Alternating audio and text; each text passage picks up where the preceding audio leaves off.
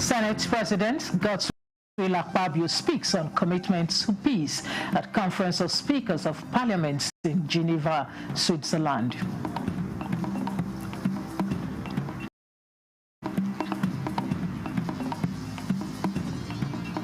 Nigerian Export Promotion Council launches cashew directory.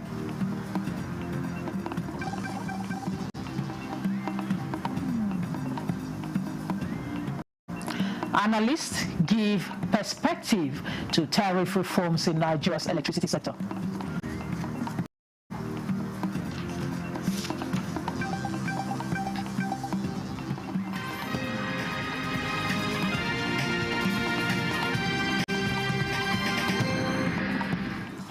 Hello and welcome to the news desk at 3 on NTA News24, live from Abuja.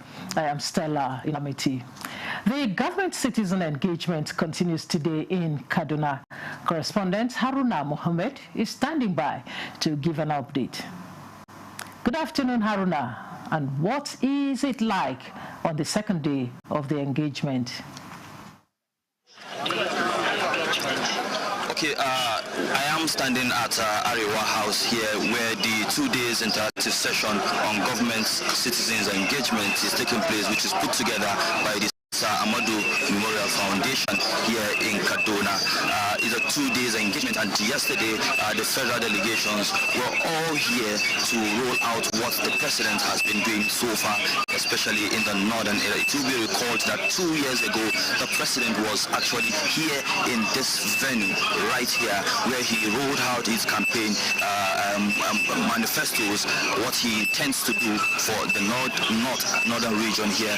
And 2 years down the line now, the federal delegations are all here again to also roll out what they have been doing so far.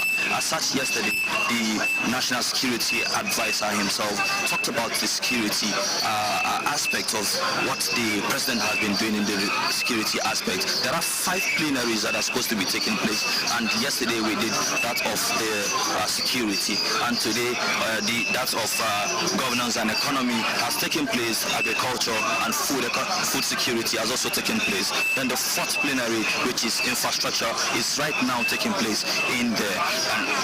In terms of the security, what the National Security Advisor rolled out yesterday, a lot of strides has been achieved in that sector, which include the change of tactics, the approaches in which they are, the security agencies are applying the field to counter the insecurity that has been taking place. Now, of course, there has been 300 bandit leaders which have been disseminated, and also 12,100 hostages freed, and over 14,000 illegal firearms recovered. So far, the National Security Advisor has talked about a lot of other strides that has taken place in terms of the security aspect of the country. And with me here is the Minister of Information, which is Muhammad Idris, who is here to also share more light on what is actually taking place on the other aspects, which other plenaries that have taken place, and those that we're expecting to also take place here. With me is the Minister. Good afternoon, sir. Thank you. Good afternoon. So I would like you to tell us, share more light on what is actually taking place and the other plenaries that have also taken place here. Well, you have given a very fine background. This program started yesterday. It's a government citizens engagement, like you have mentioned. We were invited here by Sir Ahmadu Bello Foundation here in Arewa House, where Sir Ahmadu Bello himself worked and lived, and where he was actually assassinated. So this is actually a big symbol for the northern part of the country. They've invited us here to come and tell them, like you have said earlier, that the president was here. He gave campaign promises here in August of 2022. So 2 years into the administration, as we celebrate our midterm, the people have asked us to come and tell them what is it that we have done, what are those challenges that we have faced, where is this going, and that's why we are here today.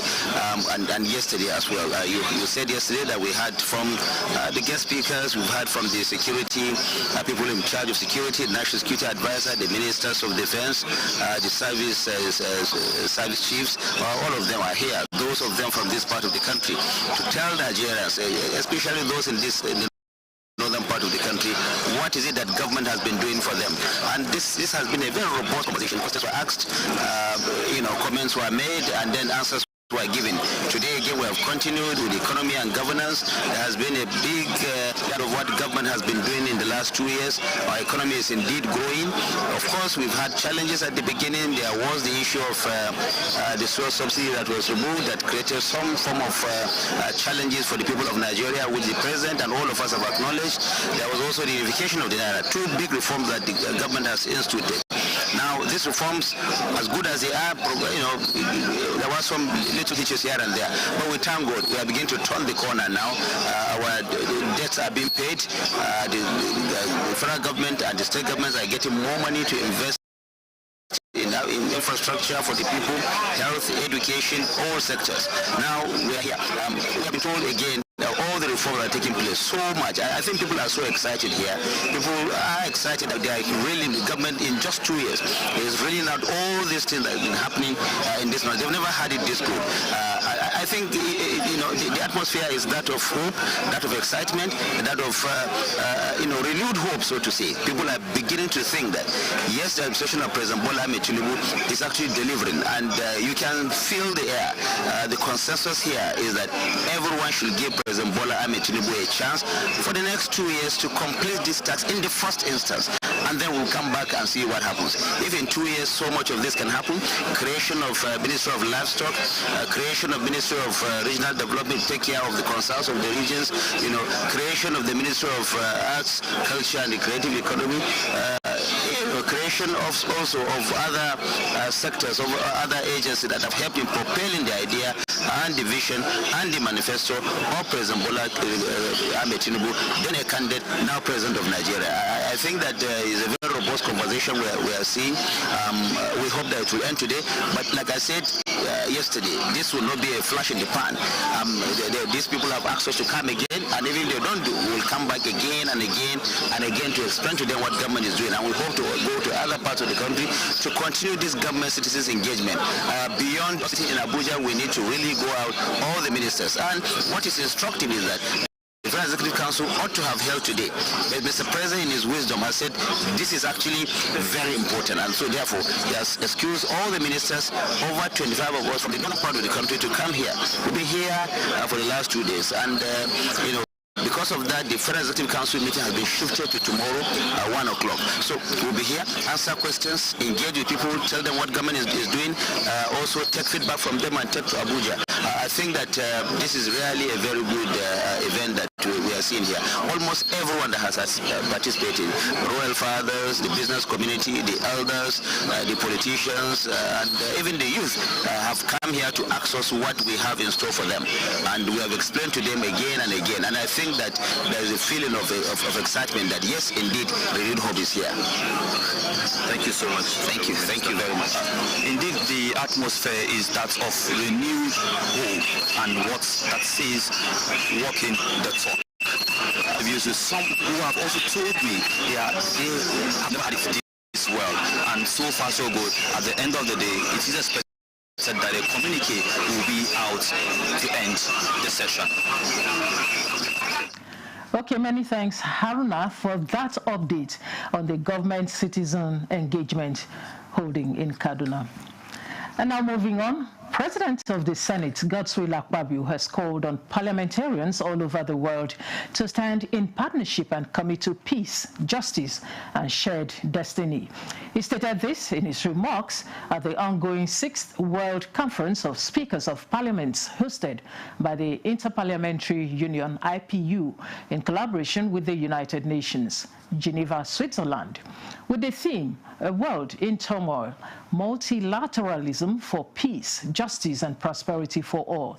Akpabio noted that the world now being a global village and nations face armed conflict, climate disruption and youth disillusionment, parliaments should legislate to secure the future.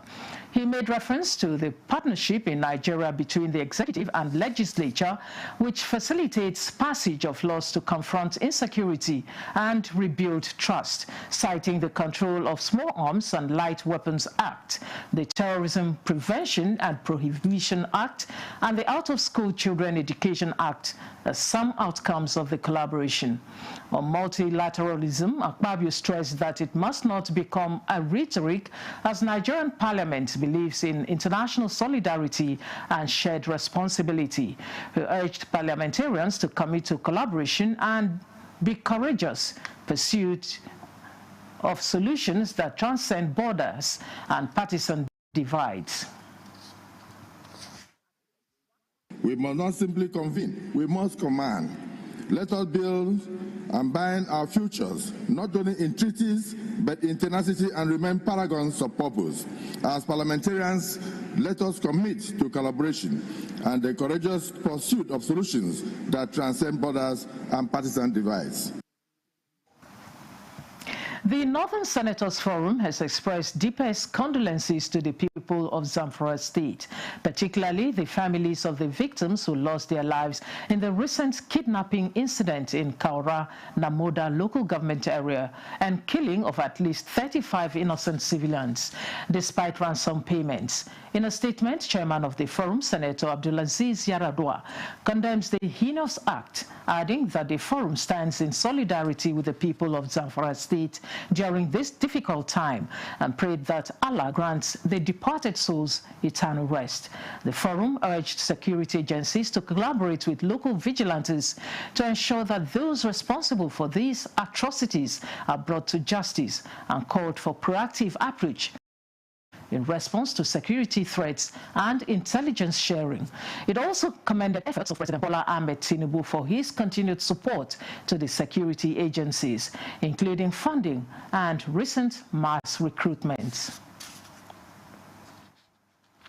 Guests on Good Morning Nigeria say the ongoing tariff reform in Nigeria's electricity sector is primarily aimed at reducing financial risk within the power ecosystem. According to them, Enugu Electricity Regulatory Commission's decision to slash the Band A tariff from 209 naira to 160 naira per kilowatt hour could actually increase market exposure to risk. They caution that such moves, if not carefully managed, could lead to a liquidity crisis in the sector. Alika Opanachi Arua reports. Responding to the concerns, former chairman of the Nigerian Electricity Regulatory Commission, Dr. Sam Amadi, insisted that Enugu State acted within its constitutional rights. He explained that the new 160 naira tariff is part of a broader cost-reflective strategy designed to make electricity more affordable for consumers and attract investors to the states. Enugu Disco has to fashion its distribution regulation within what the so-called main power, or whatever they call it, now offers. In reality, the consumers even want electricity tariff, as I speak here, to be 15 naira.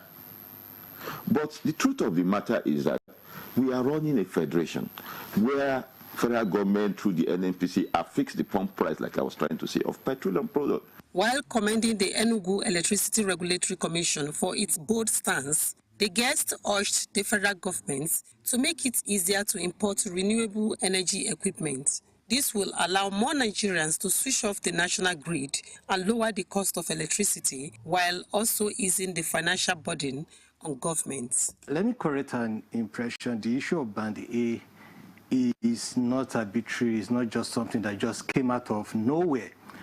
It is because of the fact that the regulator, in conjunction with federal government, was trying to reduce the burden of subsidy. It's not a good time to start exposing the system to this kind of risks. I think the system, especially the state market itself, is not ripe enough. On the matter of metering, the guest emphasized that settling outstanding debts in the sector is crucial, both for improving revenue and sustaining electricity generation. In Abuja, Alika Opanachi Arua, NTA News.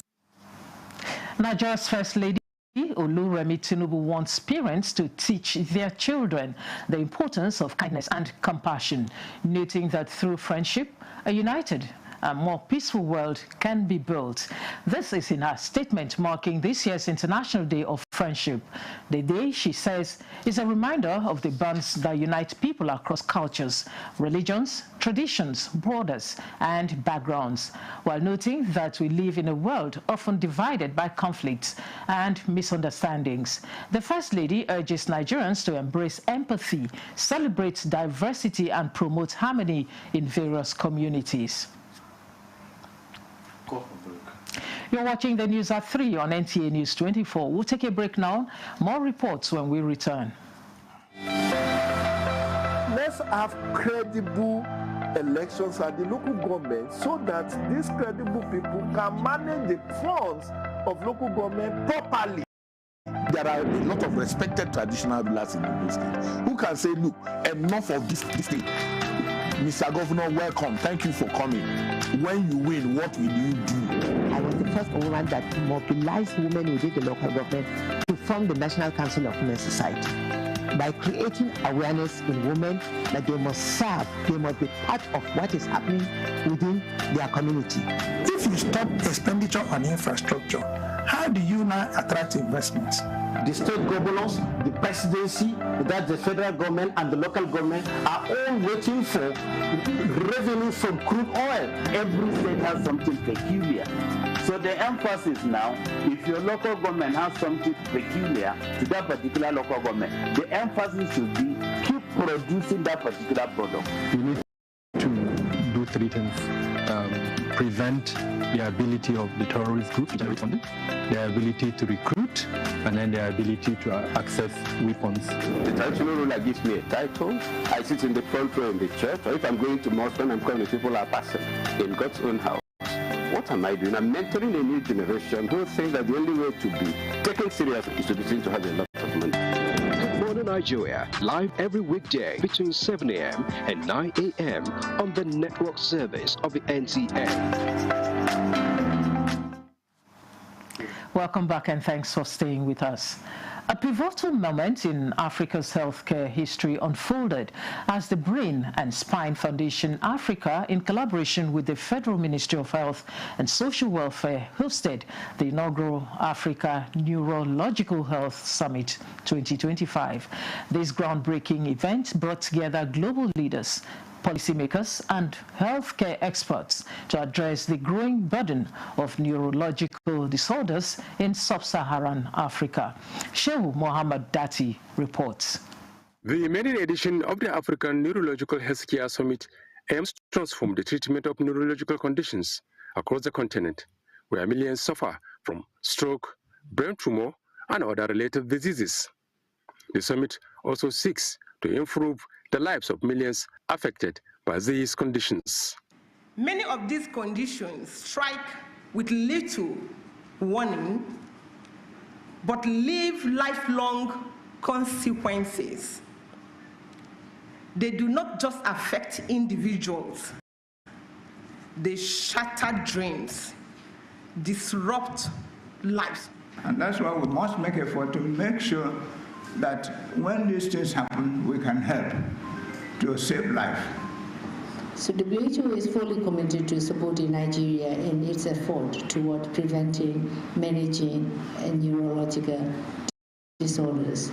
So we would like to wish you a fruitful discussion, and that we are also looking forward to see the great consensus and recommendation that we can work together.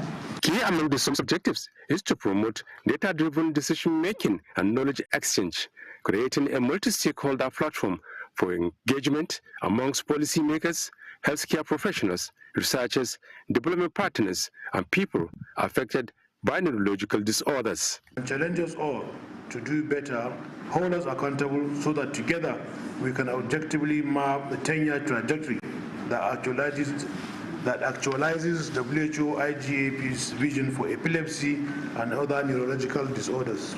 We are counting on this summit to come up with actionable points toward revolutionizing the prevention, diagnosis, treatment, and rehabilitation of neurological conditions in Nigeria and in Africa. It is not one area of specialty that we will say we want to manage brain injuries.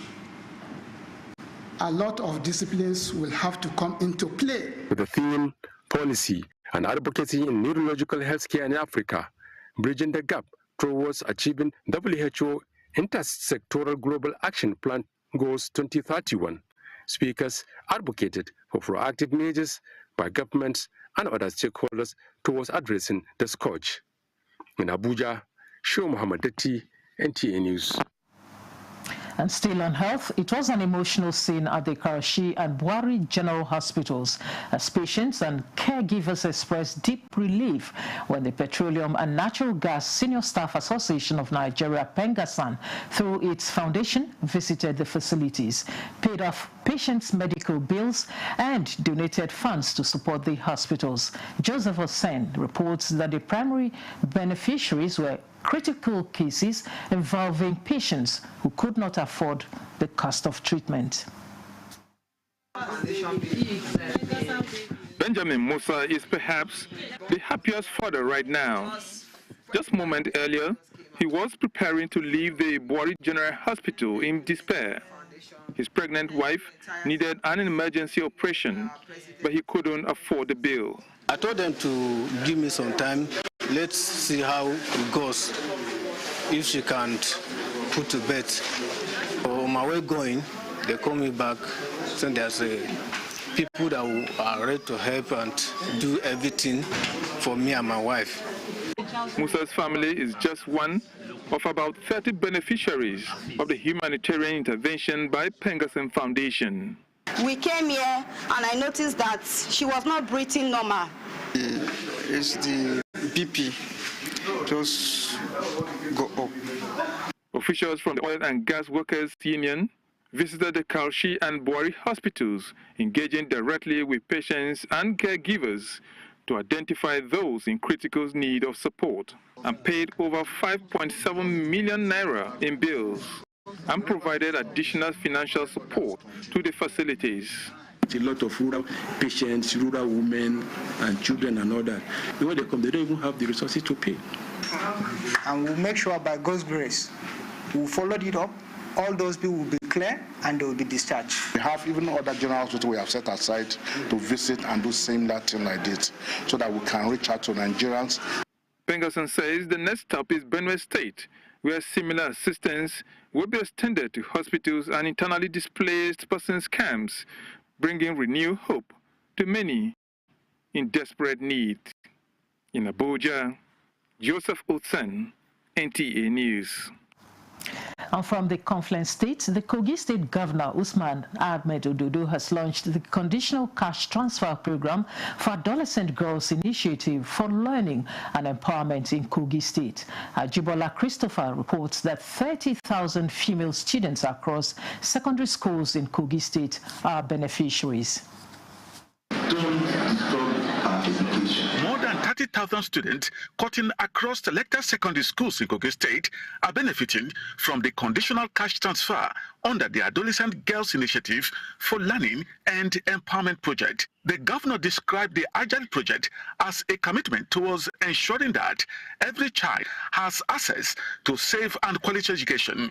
He further noted that the Agile Conditional Cash Transfer is more than financial support, as it represents a long-term investment in human capital development designed to enhance school enrollment, retention, and transition for adolescent girls.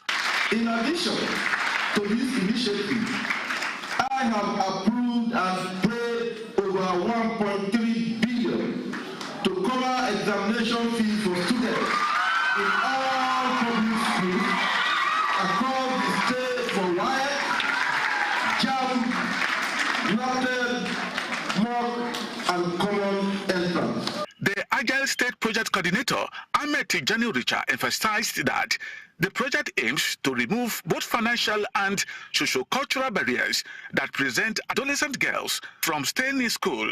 He noted that the second cohort of the Conditional Cash Transfer is in progress, and every girl child who has 75% attendance in schools is eligible to be selected. Fatima Zara Salahuddin, who spoke on behalf of over 30,000 beneficiaries, expressed heartfelt appreciation to Governor Ahmed Usman Udodo and all stakeholders for the opportunity given to female students. The Agile project is a flagship program of the Federal Ministry of Education supported by the World Bank, aimed at improving secondary education opportunities for adolescent girls in participating states. Ajibola Christopher, NTA News. In a fresh move to boost Nigeria's non-oil exports, the Nigerian Export Promotion Council has unveiled the Cashew Processors Directory, an initiative aimed at strengthening the country's growing cashew sector. Comfort Amodu has more.